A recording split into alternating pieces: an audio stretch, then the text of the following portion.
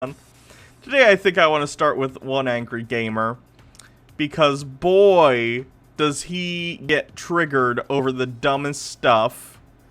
How taxing is Twitch on your PC? I guess it would depend upon what bit rate you're streaming at. I got a new work PC a while back though, so it's fine. But I haven't actually looked at how. I'll open my task manager and see what the CPU usage and stuff on is. Streamlabs OBS is taking 17% of my CPU, and 26% of my GPU, and it's a pretty good computer.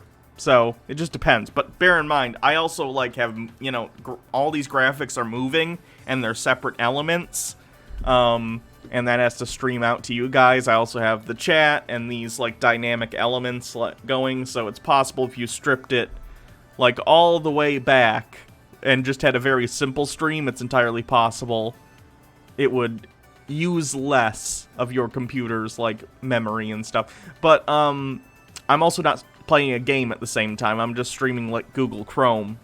So it largely depends, I'd imagine, on what you're streaming. Are you just doing a stream where you're talking like this and you show the thing up here in this corner, or are you playing a game? So it's gonna depend. Not Spider-Man again. Yes, Spider-Man again. He's mad because Miles Morales happens to not be a white person. So we're gonna get to see what that's all about. Let me turn this music off. Okay, so one angry gamer who seems to hate basically every video game that he's ever played, unless it's a video game that takes place in 1920s Germany, is mad because of Miles Morales existing, it seems like. Baida Kaiju says Miles Morales has existed for over a decade at this point, hasn't he? Or am I overshooting? Let's see when Miles Morales was introduced.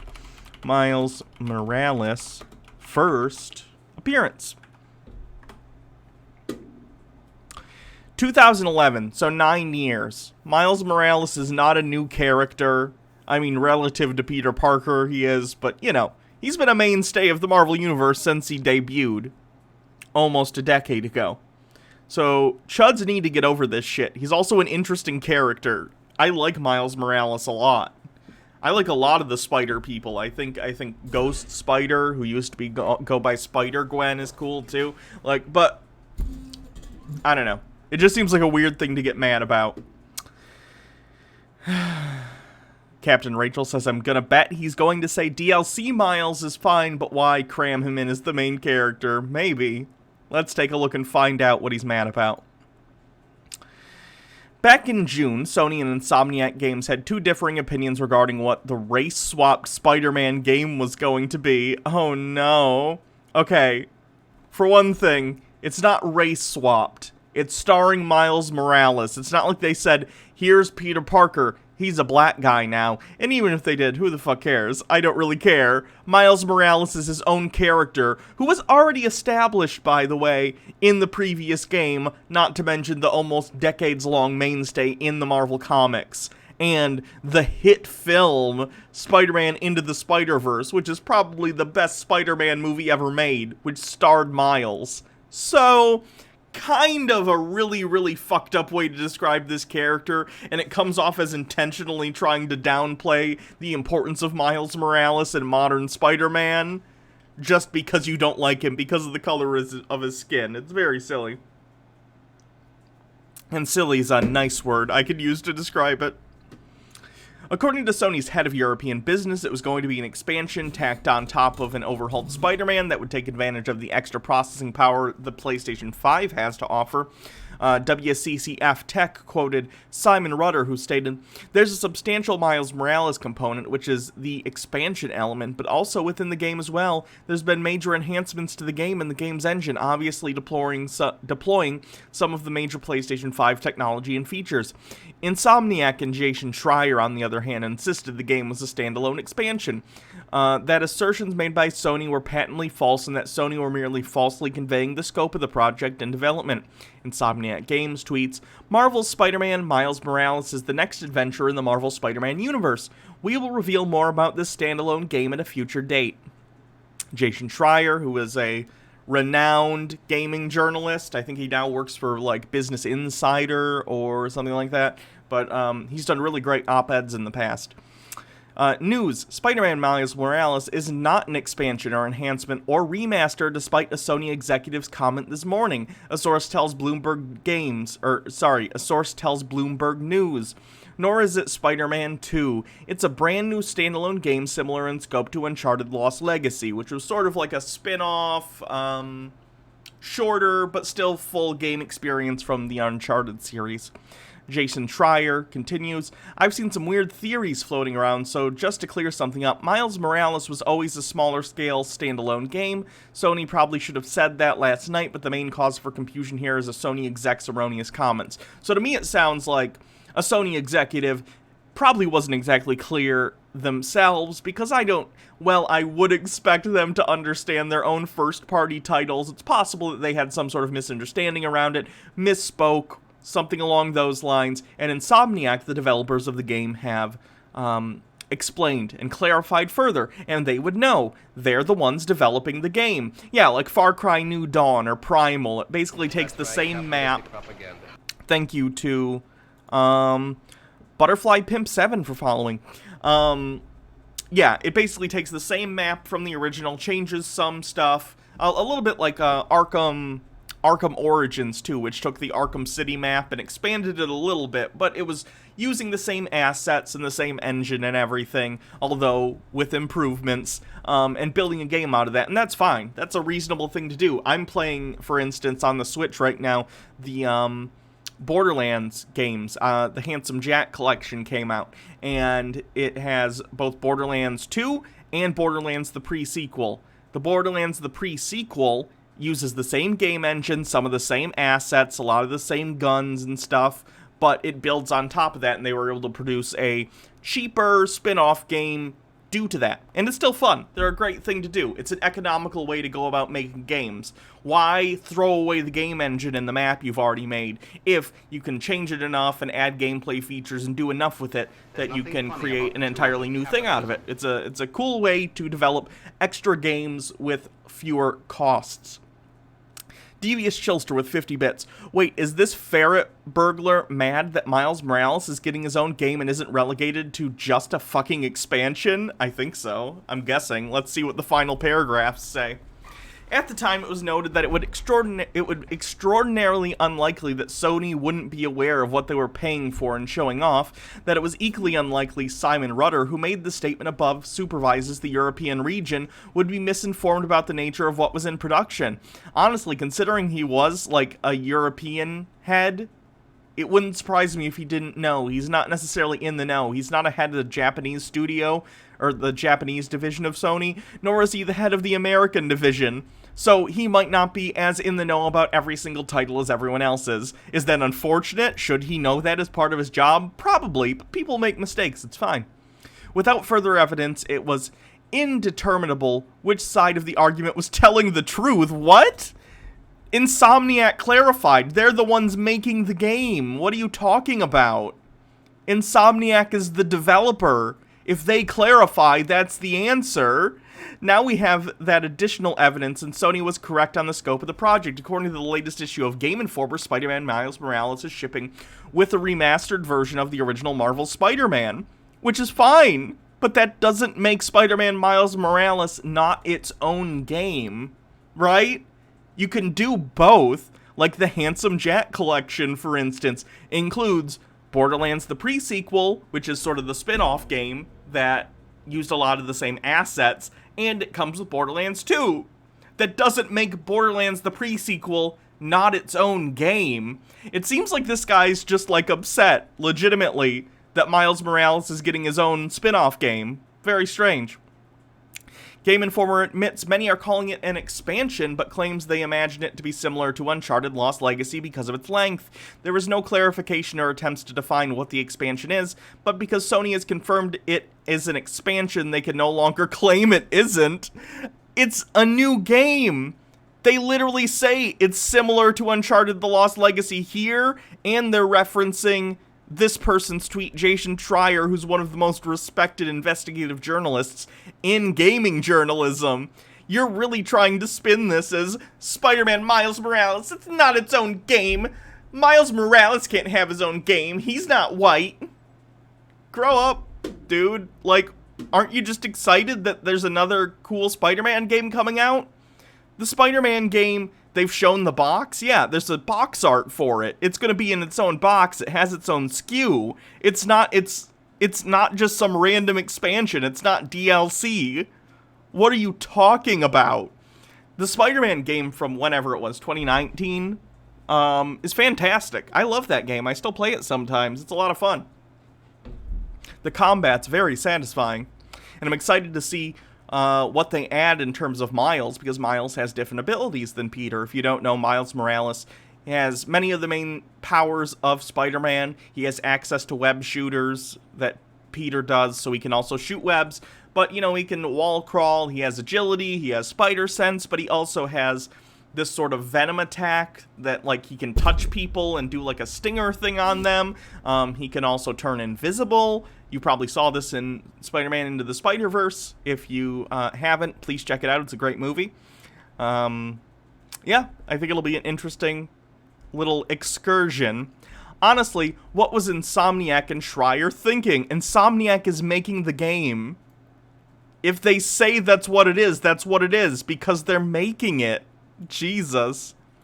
There's no scenario in which they get away with this lie. It's not a lie. You're misinterpreting what has happened here. It's not a lie. We've seen it. Hold on. Spider-Man Miles Morales box art. This is what the PS5 box art looks like, too, by the way, if you didn't see it. Yeah, it's its own game. See? It might have, like, a download code or something in it for, like, a updated version of the original Spider-Man, but it's still its own game. Here it is. This is an official picture of it. Sony isn't foolish enough to set up a PR nightmare where they have the race-swapped version. No, it's not race-swapped. Did you even play Spider-Man? Miles Morales was in the original Spider-Man game. He was a character. You play as him in a couple stealth missions.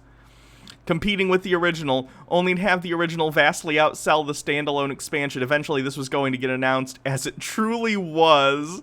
Jesus Christ, he's so salty that there's a standalone Miles Morales game. And frankly, it's one of the... tools of capitalism. Thank you to Devious Chilster for 25 bits. The end even fucking cliffhang a Miles Morales game. Yes, it did. What was I going to say? Shoot, I lost my train of thought. Oh, Miles Morales is going to be... I don't know if it's a launch title, but if it's not a launch title, it's like in the first 2 months of the PS5 releasing. It's going to be huge, especially because it's in that period where there aren't a ton of titles for the new system. It's going to be huge. Everyone loved Spider-Man. Like, what? Honestly, the Spider-Man DLC, someone in the chat saying they need to play the Spider-Man DLC. The Spider-Man DLC is okay. It's not that great. They're pretty short. They do add more difficult combat because, like, they get more, you know, complicated enemies and stuff, and it's okay. But I was a little disappointed because I bought the season pass prior to them releasing, and it said, like, ooh, there's gonna be all sorts of new crimes, and I was thinking about it sort of like the Arkham Knight pack, where, like, they would add new supervillains and whole quest lines, and it wasn't really that. It was okay if you just want more Spider-Man. If you get it on sale, get it. But don't buy it at full price. I don't think it's worth it. By the way, all the ads on this guy's site are embarrassing. They're always these gross, like, hentai mouse pads. So, I don't know. That's one angry gamer's latest thing. I have an ad blocker on, by the way, but this still pops up. So they're like the most virulent ads I've ever seen. Thank you, Blank Mattel from Spain. Appreciate that. But yeah, he's super salty and trying to be like, Insomniac's lying about this being a full game. We saw the cover. We saw the cover for it. The cover exists. It's a full game. It's gonna come out. Let's do one more. One more from his site, and then we'll move on. Obsidian Entertainment adds, quote, safe space arachnophobia mode to Grounded. So Grounded is a new survival game coming from Obsidian. Grounded is sort of like a Honey, We Shrunk the Kids crossed with Rust, where you're shrunk down and you're in like a yard or different locations. I don't know if there's different maps. I haven't looked a ton into this game. And the main enemies are stuff like, like bugs and little things. That's the whole gimmick of the game, is you're tiny and you can build shelters out of like, stuff that you find, like, Q-tips and Band-Aids and whatever. You can turn a Band-Aid into a tent. Like, it's cool. Looks like a fun concept for a game. I'll probably pick it up maybe on sale at some point, but, I'm not the biggest into survival games, although stuff like Subnautica is pretty good. But I feel like in a survival game, I need some sort of goal to get to, otherwise I just get bored with it. Like, I'll pick up Minecraft every once in a while, and I don't know, without, like, I know there's a main goal, you get to the end with the dragon and stuff, but the gameplay loop of Minecraft, I get tired of relatively quickly. So, I don't know. We'll see what this game's like, but it looks like a fun little survival game, and Obsidian's a really great studio, so I imagine it'll probably be okay. So, of course, being that insects are a major enemy in the game, you also have arachnids, spiders, that attack you sometimes. Some people, myself included, really don't like spiders. Like, at all.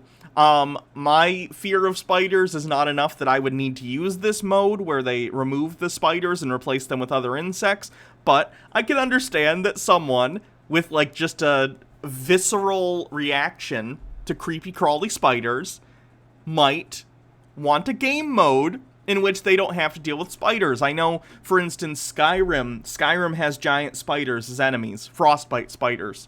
There are some mods that will replace the spiders with bears, because some people just cannot viscerally deal with spiders. They, like, it like, physically makes them react, and I understand that, and I'm perfectly fine with game modes in order to help people if they have difficulty dealing with some element of the game.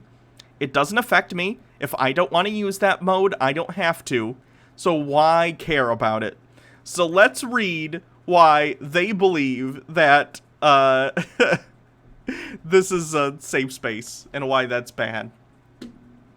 There's nothing wrong with options and the ability to change things. Seems like you probably think there is, otherwise why would you, write the rest of this stupid article? With that said, Xbox Game Studios and Obsidian Entertainment took the ability to alter things to another level by adding a safe space mode. It's just a mode where you can get rid of spiders. In Grounded for those suffering from arachnophobia. In other words, the game that's now available for PC via Steam Early Access and Xbox One through the Xbox Game Preview boasts multiple options to prevent the act of triggering an arachnophobe. Yep. That's fine. There's more to this story. The game even has a trigger warning that details how you can turn on or off and adjust the cosmetic changes to reduce any form of arachnophobia, as per website. mpfirst.com. The game contains spiders that are often much larger than the player. If you're super not okay with that, you can enable arachnophobia safe mode in the accessibility options. This is a visual-only setting that does not affect gameplay or difficulty. Very simple. It's just a little message beforehand so people who don't like the creepy crawly spiders can turn them off. It's fine. This person says, I bet you're thinking, wait, wasn't this announced like a month ago? And to answer that question, yes, it was announced like a month ago. However, it wouldn't be current year if the dev team didn't promote this every other week. Additionally, a new blog post accompanying the game's early access launch has popped up titled Accessibility Features, listing the following optional spider changes. No changes to spider visuals, reduced number of spider legs to 4. That's interesting. Remove all spider legs. Remove all spider legs. Remove spider fangs. Remove all spider legs. Change spider mesh to simple shapes. Remove all spider legs. Change spider mesh to simple shapes. Changes spider. Materials to simple colors with shiny textures. That's all fine. Who cares? There are a lot of people who are viscerally afraid of spiders. They creep me the fuck out. Not enough that I would need to use this feature, but I can understand that some people, it would be so much that they would be like, I can't buy this game. I'd otherwise love this game, but I can't, right? Like, that's fine. It's cool that they're giving options to people if they don't want to deal with the spider thing but still want to play the game. It's not like they're forcing this on you. It's not like they said, by the way, we're removing spiders from the game because they creep some people out. Which I also wouldn't care, because at the end of the day, they're the developers, and they can decide to do whatever they want with their own game. So, one angry gamer, mad that everyone isn't like him, continues, although there are useful options in the main menu like colorblind toggles, text size, text chat to speech, subtitles, and so on, the team stresses that they want to make the game as diverse as possible by offering those with fear of spiders an arachnophobia safe mode. As for the game itself, grounded is your typical sandbox building game, where you can play with other people and explore dangerous points of interest. The theme of the game explores kids that have to be smaller than the playscape around them, while using typical crafting and open-world exploration tactics to best any situation at hand. With all of that said, the game is available to pick up right now across PC, Steam, Early Access for $29.99, and the Xbox Game Preview program as noted below. Here's the trailer, in case anyone wants to see it. I think it looks like a fun game. If you're into, survival crafting games. For the biggest game of the year. Then wait for Cyberpunk. But if you're ready for the smallest, we've got you covered. I think it looked cute.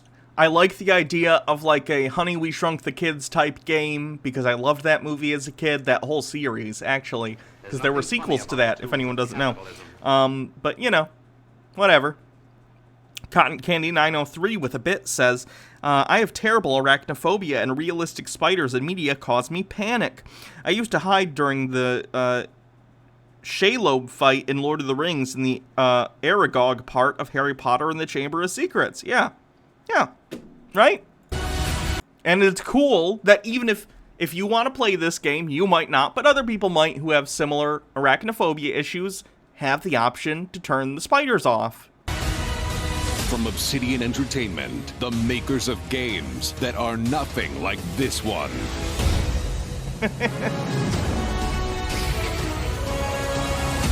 This summer, strive together to thrive together. Or just feed your friend to the spiders and go solo.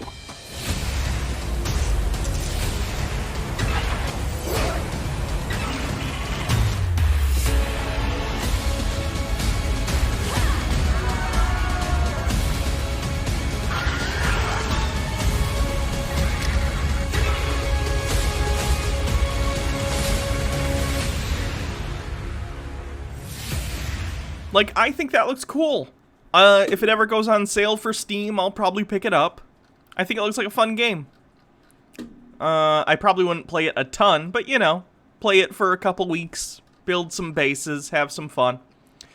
So, he's mad that other people have options to play the game. The one thing I'll never get about gamers like this is their propensity to dislike when other people are allowed into the hobby, right? Like, I play video games. I don't self-describe as a gamer, specifically because of shitbags like this, who make people see gamers as, like, cringy incel weirdos who dislike other people. But, like, shouldn't you be happy that other people are having the opportunity to enjoy the same games as you? Like, if you enjoy something, don't you want to share that with others? That seems to be sort of the fun part of having, like, a hobby or whatever, is to be like, wow, look at all these other people that are into the same things and are able to play them. It's great. Andrew Dickerson says, no, you need to play Yakuza 0 when it goes on sale on Steam. I have no idea what that is. Maybe, though. But yeah, it's interesting. It's like the same people who are like, oh, this game shouldn't have an easy mode or a super easy mode. Like Nintendo, for instance, a while back, with the most recent Mario Kart release, added like auto steering and auto acceleration. So it's basically like a baby mode. So if you have like, you know, a 3-year-old or 4-year-old or whatever, and they're not the most coordinated, they can play the game alongside their brothers and sisters or their parents or whoever and be able to do it, right? And people are like, oh my god, you need to get good if you can't play the game. It's like, it's for fucking children, people. Like, at that age, they're interested in having fun and just playing the game with people they care about, not, like, getting good and whatever. It's fine. Who cares? Who cares? What matters is to get them interested in the hobby if it's something that you are interested in and something you think that they'd have a good time doing.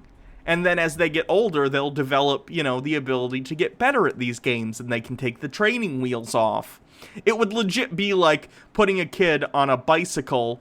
Ooh, look at this ad. It's like hentai women showing their butts. Yeah, I'm gonna put that up on my wall. It would be like trying to teach a kid to ride a bike, and they've never rode a tricycle or anything with training wheels, and you just go, ride it! And they go, but I keep falling over, and you go, ride it! Like, you should, they need to learn the basics first, and how it feels to not fall over. I don't know. Just seems strange. One angry gamer's mad about everything all the time, and it seems to me that it must be an incredibly sad life, so good luck with that one.